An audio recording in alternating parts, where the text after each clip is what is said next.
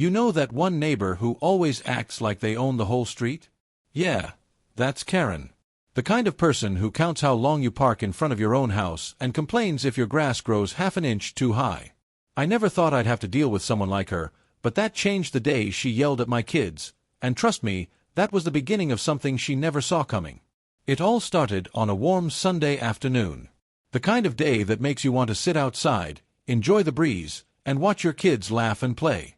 My two children, Jake and Lily, were riding their bikes around our cul-de-sac. They weren't being loud. They weren't breaking anything. They were just being kids. But apparently, that was too much for Karen, our self-appointed queen of the HOA. She stormed out of her house like a thundercloud, shouting across the street. "Your kids are ruining the neighborhood," she yelled. Her voice cut through the calm air like a siren. My kids froze mid-laugh, their little faces turning from joy to fear. I still remember the way Lily's hands trembled on her bike handles. She looked at me, confused, like she didn't understand what she did wrong. That moment, it broke something inside me. I walked over to Karen and tried to stay calm. I told her, "They're just playing, Karen. They're not hurting anyone." But she wouldn't listen. She kept going, louder, meaner, calling my kids spoiled and disrespectful. The more I tried to reason, the more she raised her voice. Neighbors started peeking out from behind their curtains. It was humiliating. My kids stood there, silent, holding back tears. I took my kids inside, and for the rest of the evening, they didn't want to go back out. My son, Jake, just sat by the window, watching his bike through the glass.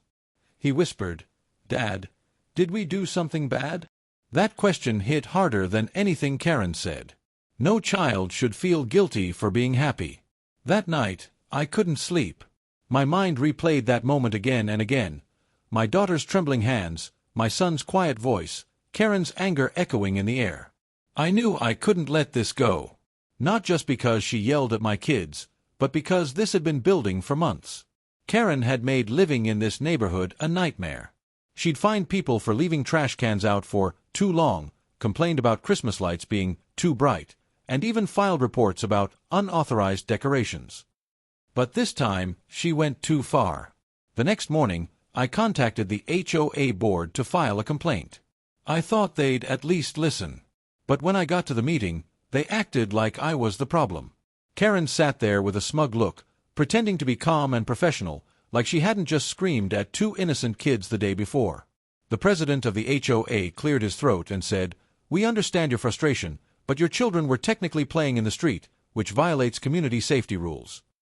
I couldn't believe what I was hearing. My jaw literally dropped. "So, you're saying my kids can't ride their bikes in front of their own house?" Karen smiled. "Rules are rules," she said, with that fake sweetness in her voice. That's when I realized, this wasn't about rules. It was about control. Karen loved having power, and she was using the HOA as her personal weapon. After that meeting, things got worse. Suddenly, I started receiving letters from the HOA. Violation notice, improper landscaping. Violation notice, garbage bin visible. It was endless. They were trying to break me down, to make me give up and move out. But they underestimated one thing: how far a parent will go to protect their kids.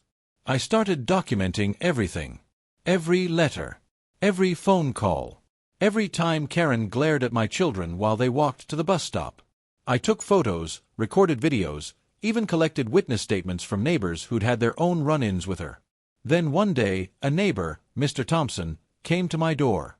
He was an older man who'd lived there for 20 years. He said quietly, "Son, you're not the only one she's done this to. She made life miserable for a single mom down the street until she moved out. You should talk to a lawyer." That was the turning point. I contacted an attorney who specialized in HOA disputes. When I told him everything, he shook his head and said, "This isn't just harassment. This is abuse of authority." He explained that HOA boards have limits, and when they start targeting individuals unfairly, they can be held legally accountable. So, I decided to fight back. We filed a formal lawsuit, not just against Karen, but against the entire HOA for negligence and harassment. It wasn't about money. It was about standing up for my kids. about showing them that you don't let bullies win, even when they hide behind rules and authority. When the news of the lawsuit spread through the neighborhood, everything changed. People started talking, really talking. Stories came out. One neighbor said Karen yelled at her teenage daughter for playing music in her own garage. Another said she got fined because her car's tire touched the grass. Everyone had a Karen story. For the first time, I realized it wasn't just us. Karen had been terrorizing the whole neighborhood. But people were too afraid to speak up. The case took months. During that time, the HOA tried to intimidate me. Letters, threats, even fake accusations. But I kept my calm. My lawyer advised me to stay professional, stay documented, and keep everything in writing. That's exactly what I did. The day of the court hearing finally came. Karen sat across the room, looking nervous but still trying to act confident. I could see her tapping her nails against the table, a small habit she had whenever she was angry but pretending not to be.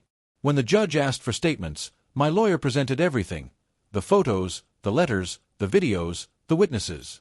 The evidence was overwhelming. You could see it in the judge's face. He was not impressed with Karen or the HOA's behavior. Karen tried to argue that she was just enforcing community standards, but the judge interrupted her. Yelling at children, he said firmly, is not enforcement. It's intimidation. That moment felt like justice. When the verdict came in, the HOA was found guilty of harassment and misuse of authority. They had to pay damages and publicly apologize. Karen was removed from the HOA board permanently. She couldn't fine anyone, threaten anyone, or act like the neighborhood sheriff ever again. The day we won, my kids hugged me so tight I could barely breathe. Lily whispered, "Daddy, we can play outside again?" And for the first time in months, I smiled and said, "Yes, baby. You can." That night, we took our bikes and rode around the cul-de-sac. The same place where Karen once yelled at them. But this time, it was different. The air felt lighter. The laughter returned. The neighborhood watched, and instead of silence, there were smiles. People waved. Some even joined. Karen's house stayed dark. Curtains closed. The queen had lost her crown. And maybe that's what justice really looks like, not revenge, but peace returning where fear once lived. So, if you're ever dealing with a Karen in your life, someone who uses power to make others small, remember this: stand up. Document everything. Don't let fear silence you. Because sometimes, the only way to stop a bully is to show them what real strength looks like. You'd think that after the lawsuit, everything would go back to normal. But it didn't, at least not right away. Because even when you win, the scars of a long fight take time to fade. 4 weeks after the court decision, our street felt strange. Quiet. Like everyone was holding their breath. Karen's house, which once seemed loud and bossy, stood silent. Her porch lights stayed off. Her car barely moved. No more HOA letters showed up in my mailbox. No more fake violations. It felt peaceful, but also heavy, like we were all waiting to see what would happen next. One morning, I was watering the front lawn when Mrs. Green, one of the oldest residents, walked over. She smiled softly and said, "You did something brave. You didn't just protect your kids, you protected all of us." That hit me hard. Because I hadn't realized how much fear Karen had built around this community. People had stopped decorating their houses for holidays, stopped inviting friends over, even stopped parking in their own driveways, all because they didn't want to make the HOA mad. That wasn't a community. That was a cage. But now, things were slowly changing. Neighbors who never used to talk were suddenly chatting at mailboxes again. Kids started playing outside, riding bikes, and drawing chalk art on the sidewalks. There was laughter again. That sound, laughter, it healed something deep in me. Still, not everyone was happy. A few of Karen's old HOA friends, the ones who used to nod at everything she said, tried to act cold toward me. They whispered when I passed by. Some even posted passive-aggressive notes on the community bulletin board, saying things like, "Some people don't respect the rules anymore." At first, it bothered me. But then I remembered what we'd been through. I didn't fight this battle to be liked. I fought it so my kids could grow up without fear. And if a few people couldn't handle that, so be it. A month later, a special HOA meeting was held to elect new board members. I didn't plan to go, but my neighbors insisted. They said, "You have to. You started this change. You should be part of it." So, I went. The room was full, more people than I'd ever seen at an HOA meeting before. And for once, there was no Karen sitting in the front row, tapping her pen and rolling her eyes. When nominations began, someone raised their hand and said, "I nominate him." At first, I didn't even realize they meant me. I looked around, surprised. "Me?" The room nodded. "Yes, you." I hesitated, but then I thought of Jake and Lily. I thought about the kind of neighborhood I wanted them to grow up in. So, I said yes. When the votes were counted, I was elected to the board, not because I wanted power, but because people trusted me to use it fairly. And that's when the real change began. We rewrote the rules, not to control, but to protect. We added a respect clause that banned verbal harassment or intimidation by board members. We introduced family days, weekends where kids could play freely without fear of violating anything. And for the first time, our HOA became something it was always supposed to be, a community, not a dictatorship. But Karen wasn't done yet. One evening, about 2 months after the lawsuit, I saw her again. She was walking her dog, avoiding eye contact. The tension in the air was thick. I could have ignored her, after everything she'd done, but something inside me said no. So I walked up and said, "Hey, Karen." She stopped. Her face looked tired, older than before. "What do you want?" she asked, her voice low but defensive. I took a breath. "I just wanted to say, I don't hate you. I just hope you understand what you did. You hurt people, especially kids. You turned neighbors into enemies. But you can change that. It's not too late." For a moment, she didn't speak. Then her eyes softened, just a little. "You think I can come back from that?" she asked. I nodded. "Everyone can." She looked down, nodded once, and walked away quietly. That short conversation stayed with me, because it reminded me that people like Karen don't start out wanting to be villains. Sometimes they just lose themselves in control, in ego, in fear. And maybe, just maybe, losing her power was the wake-up call she needed. Weeks later, I saw her helping an elderly neighbor carry groceries. Small things, but enough to notice. Maybe she was trying. Life started feeling normal again. Better than normal, actually. Jake and Lily were outside almost every day now. They'd made new friends.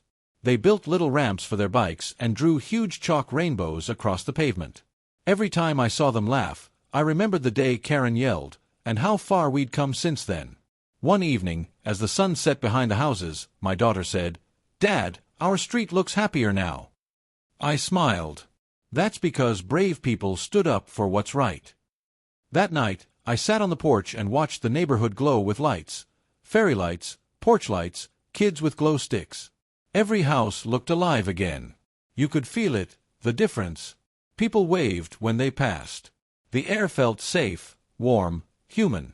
A few weeks later, our HOA hosted its first community night, something the new board created to bring everyone together. There was music, food, games, and laughter. People who had avoided each other for years were talking like old friends. At one point, a group of kids, including mine, put on a small play. It was about a mean queen who learned how to be kind. Everyone laughed, even Karen, who showed up quietly with her dog. When the kids took their bow, the whole crowd clapped and cheered. That moment, that was when I knew. The neighborhood wasn't broken anymore. It was healed. And I realized something powerful that night. Sometimes, standing up for what's right isn't just about winning a case or proving a point. It's about changing the story. Turning fear into courage. Anger into understanding. Pain into strength. That's what this whole journey taught me. A few months after everything settled, I got a letter in the mail. Not a violation this time, but a handwritten note. It was from Karen. It said, "I know I caused a lot of hurt. I let pride take over, and I forgot what it meant to be a neighbor. You didn't just stand up to me, you reminded me what community means. I'm sorry." I sat there for a long time, holding that letter. It didn't erase what happened, but it meant something. It meant that even the people who hurt us most can change if they see real strength. Not anger, but grace. The next weekend, I saw Karen sitting outside, watching the kids play. She smiled when she saw me, and I nodded back. It wasn't friendship, but it was peace. And that's enough.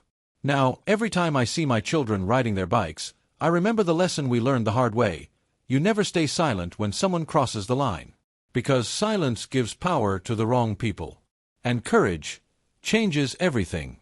If you're going through something similar, if someone's trying to control you, intimidate you, or make you feel small, remember this story. Keep your head high. Stay calm. Document everything.